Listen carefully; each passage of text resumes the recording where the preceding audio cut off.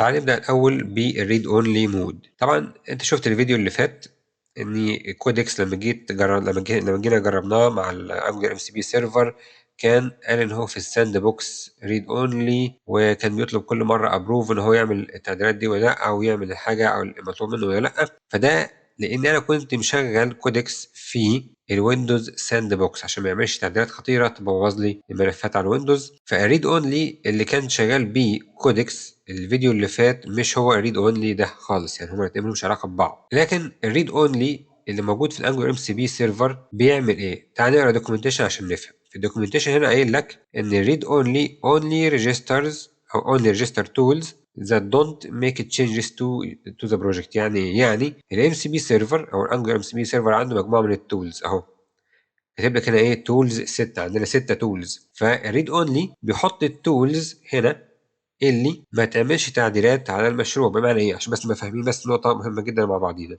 اي تول موجوده في الام سي بي سيرفر كل اللي هي بتعمله ان هي تشوف المشروع بتاعك، تفهمه كويس، ترجع خطه تعديلات، ترجع مثلا اكسبلانيشن او شرح للتعديلات، ترجع مثلا تعمل تحليل مع باتش لكود معين مثلا مفترض تديك الكود اللي انت مفترض تعدله، كل الكلام ده. اما اللي بيطبق التعديلات فعليا هو مين؟ هو الاي اي ايجنت، سواء كودكس او الاي اي ايجنت بتاع كودر مثلا. بس عشان نبقى فاهمين نقطه مهمه جدا، لو جيت انت شغلت هنا ريد اونلي هتضيفها ازاي؟ هتعمل بس كده، هتيجي هنا تضيف الفلاج على الكوماند هنا ريد اونلي كده، وتيجي هنا عملت ريفرش هتلاقيها هنا ظهرت كلمه ريد اونلي. ده لانه كلهم اللي بيعملوه فعليا لما بيجي يديك تعديل الاي اي ايجنت بيديك اوبشن انك انت تعمل اكسبت او ريجكت، يعني تقبل التعديل او ترفضه. تمام؟ فهو لحد الان مفيش او يعني هتلاقيهم كلهم موجودين في الريد اونلي عادي جدا، ما عدا اداه اسمها مودرنايز. بس مودرنايز دي هي اكسبيرمنتال، فعشان كده مش متضافه. فانت عشان تضيفها وتجربها لازم تضيف هنا داش اي مودرنايز. اوكي، لو جينا نجربها